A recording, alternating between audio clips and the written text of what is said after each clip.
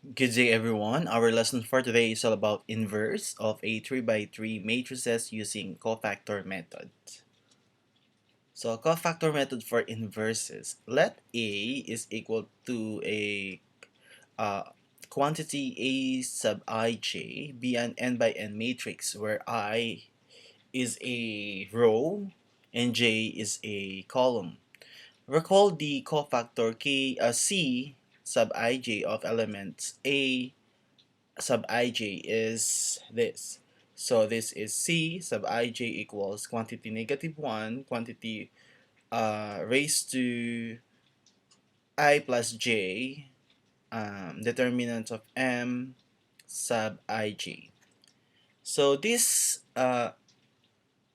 equation or formula will be used in solving the matrix using a cofactor method. So later on you will see how to use this equation or formula in solving the inverse of a matrix or a 3 by 3 matrix.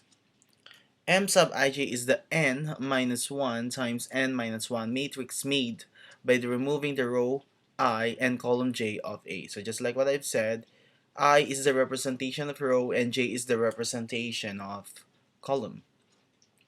Put all cofactors in a matrix called the matrix of cofactors. So this is the cofactors here. So C sub 11 meaning to say a number in the first row and first column. A number in the first row and second column and so on.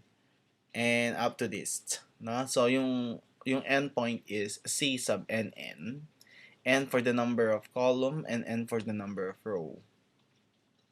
Inverse of A is given by this one. So I already discussed in the previous video on how to get the inverse of a 2 by 2 matrix. So you need to review that so that you can get this so that it is easy for you to understand the cofactor method for inverses of a 3 by 3 matrix. So this is the inverse, and this inverse is equal to 1 over A of a matrix of a cofactors T. Kumbaga, to get this inverse, di ba, this is the representation of inverse of A. Meron siyang negative 1 sa taas. Ang kanyang formula or equation is 1 over the determinants of the first row and then um, quantity matrix of cofactors. So, kukunin natin yung matrix of cofactors. Then, kukunin natin yung kanyang transposition. Okay, so parang meron tayong tatlong proseso na gagawin dito.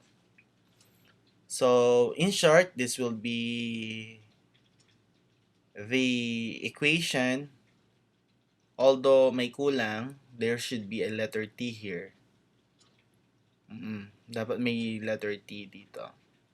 Okay, lagyan natin. So, yan. There should be letter T or transposition. We need to transpose this. Kumbaga, kukunin natin yung transposition nitong buong yan. Kung ilan man yan. Pero in our topic, it's a 3 by 3 matrices or matrix. Now, let's calculate the inverse of B. Okay? Of the letter B, wherein it has factors 1, 1, 1, 1, 2, 2, 2, 3, and 4. So, find the cofactors. Now, first, ito yung unang gagawin natin. Ang una natin gagawin ay para ma-solve yung cofactors, no? Yung mga cofactors muna, no? Ang gagawin natin is, etong una yung isosolve natin. Para ma-solve yan, lahat ng tatamaan niya, if you are familiar with the multiplication table, lahat ng tatamaan niya, hindi kasama. So, dito hindi siya kasama. Yung vertical tsaka horizontal. Then, dito hindi kasama. Therefore, ito yung isosolve natin. That's why, yung pinakita akong ganyan. So, that represents M sub 11 or C sub 11. Itong portion na yan. Ito yung 11 natin. Kung babalikan natin, ito, yan. Ito yung sinusolve natin. So, C sub 11 muna yung solve natin. So, represented as M sub 11 equals, ito siya, 2, 2, 3, 4.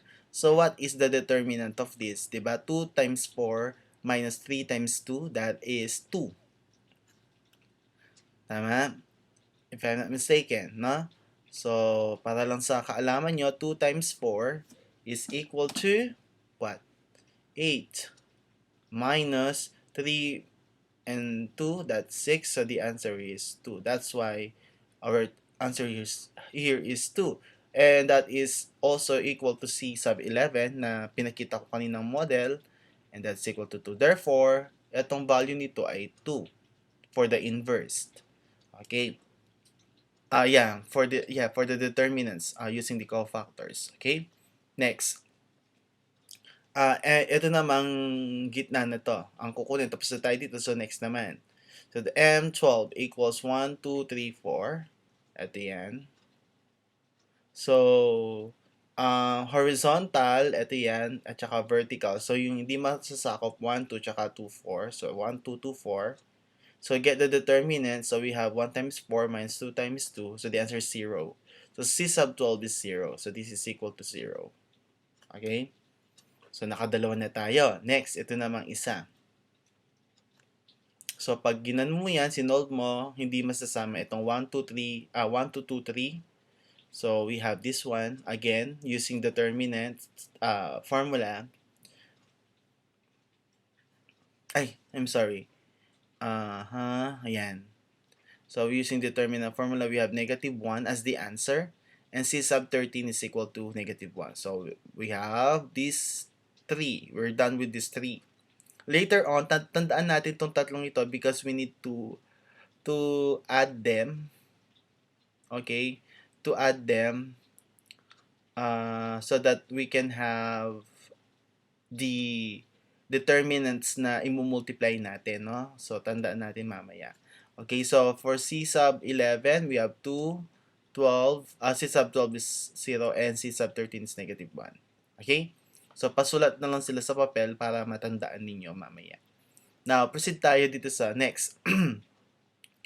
Row 2, column 1. Ito, the first one. So, yung di matataman is 1, 1, 3, 4. Ayan, 1, 1, 3, 4. Using determinant, 2, 1 times 4 minus 3 times 1, the answer is 1. So, C sub 21 is equal to negative 1. By the way, baka nagtataka kayo, bakit siya naging negative 1? Okay. Meron kasi tayong sa cofactor, meron tayong mga symbols dyan. Okay, yung first dito, positive, negative, positive. Okay? Actually, merong ibang way, pero ito na lang yung tandaan ninyo. Positive, negative, positive. And then negative, positive, negative. Kasi after ng positive is negative. And then positive, negative, positive. That's why yung nakuha natin kanina dito is positive 1. Tama? Pero naging negative 1 siya. Okay? Kaya siya naging negative 1 because negative yung ano natin dito. No, negative yung ating paano ba 'yan? Yeah, yung ating parang formula, parang ganoon. Okay? So negative 1. So next niyan is positive siya. Okay? Pero hindi porke positive yung sign dito is positive yung answer natin. Kung negative yung answer natin, of course, positive times negative is negative pa rin. So dito, okay, try natin. The answer is 2. So positive 2. Dito niya negatives. Negative tayo sa third one. Ayan. So, negative tayo dyan. Pero, tingnan natin kung ano yung makukuha nating answer. Ang nakuha nating answer is 1. Positive siya. Tama? Pero, dahil negative yan, negative times positive, the answer is negative 1. Okay. Next, 2. So, ito yung mga di tatamaan. Then, we have 0 as the answer. So, 0 yung dito natin. Next, we have 3. So, the answer is negative 1 ulit kasi positive, negative, positive. So, since negative ito, although positive yung answer natin, negative pa rin yung makukuha natin. Pag negative ito, tas negative yan, positive yung answer natin. Alam niyo naman yun, siguro yun sa rule of integers, no? Multiplication of integers. And finally, for 4, we have positive 1. Okay? So, since positive naman yun dito. No? So, we're done with the 9 cofactors or determinants. No? Siya yung sinolve natin. Di ba? 1, 2, 3, 4, 5, 6, 7, 8, 9. It's a 3 by 3 matrices or matrix. So, nasolve na natin yung siyam. Ngayon, after natin ma-solve, kukunin muna natin itong first part na to, itong first row. Di ba sabi ko kanina, tandaan nyo yung first row. Kasi kukunin natin yung determinants nun. So, paano ba yan? Yung sabi niya, next determinant, choose the top row.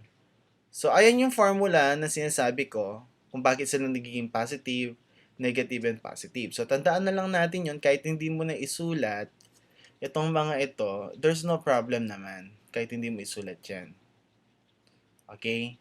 So, tandaan mo, this is positive, negative, positive, negative, positive, negative, and positive, negative, positive. Parang alternate lang sila.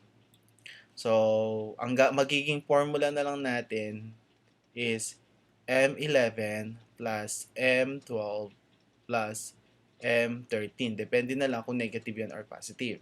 Yun yung kukunin natin yung first row to get the determinant.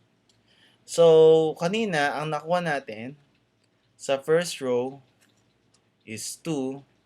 Sa second is 0. Diba? 0 yan. So, it's negative supposed to be. Then, it's positive. Pero, negative yung nakuha nating pangatlo, diba? So, negative siya. So, magiging negative yan. So, 2 minus 1 is 1. So, 1 yung ating determinant. Yung pinakita ko kanina na ito, diba sabi ko meron siyang 1 over A. Tapos yung matrix ng cofactor. Tapos, transposition, sabi ko kanina. So, yung A natin, ito yan. Okay? Yung matrix natin, nakuha na natin by solving the 9. So, ang gagawin natin yan, ayan siya. Ito yung kanina, di ba? Ang gagawin natin yan, since 1 yung dito, yung matrix of cofactor natin, ito yan. Ito yung na-solve natin na siya. 2, 0, 1. So, nilapat lang natin sila. Okay? Hindi na natin papalitan yung mga sign nila kasi pinalitan na natin dun sa unang part pa lang. Diba? Tinignan na natin sila. So, ganon. Then after that, since 1 over 1 yan, that's equal to 1. So, parang identity lang siya. So, no need to multiply. Hindi na natin kailangan multiply pa sila sa isa-isa. Pero halimbawa lang no, na yung nakuha nating determinant, let's say 2. So, that is 1 half times 2, 1 half times 0, 1 half times ganun siya. No? But since wala siya, so wala na tayong answer dyan. No? So, parang cancel na to. Now, kukunin natin transposition yan. So, paano yung pagkuha ng transposition? So, start tayo sa taas. Gagawin natin silang column. 2, 0, 1. Next, negative 1, 2, negative 1. Next, 0, negative 1, and then 1. So, this one is the inverse of a 3 by 3 matrix B. Okay, so yun yung answer natin. Ayan. Tama ba? Okay. So, ito na yung answer natin. 2, negative 1, 0. 0, 2, negative 1, negative 1, negative 1, and then 1. Okay? So, that is now the inverse of the matrix B, of a 3 by 3 matrix B. Okay? By using this equation, 1 over the determinant of the first row, quantity, the matrix of the cofactors of the 9 cofactors or 9 determinants, and then transposition. Pwede po bang mauna yung transposition muna bago i-multiply ito? Pwede naman. Okay? Just make sure na okay na yung sign ng ating matrix of cofactor. Remember mo lang yung sign na positive, negative, positive, negative, positive, negative, and positive, negative, positive. Okay? Dapat meron na yon. Or dapat, dun pa lang sa pagsasolve ng mga each cofactor, pinapalitan mo na sila ng sign para hindi ka na nalilito. Okay? Much better din yon. Okay? Pero ako, ang ginagawa ko, in my experience, ang ginagawa ko is hindi ko muna kinukuha ito. Okay? Basta yung kung ano yung nakuha kong answer, yun muna. And then, kapag pinagsama-sama ko na sila, halimbawa ito, doon ko papalitan yung mga sign nila. Para hindi ako masyadong malito. So, nasa inyo yun kung paano nyo siya didiscartihan. Okay? So, same answer obtained by Gauss-Jordan method. Kung gagamit tayo ng Gauss-Jordan method or yung reduced row echelon form, same lang yung makukuha nating answer dito sa ating inverse of a matrix using the cofactors. So that's all about for the inverse of a 3 by 3 matrices using cofactors. With that, thank you very much for your listening.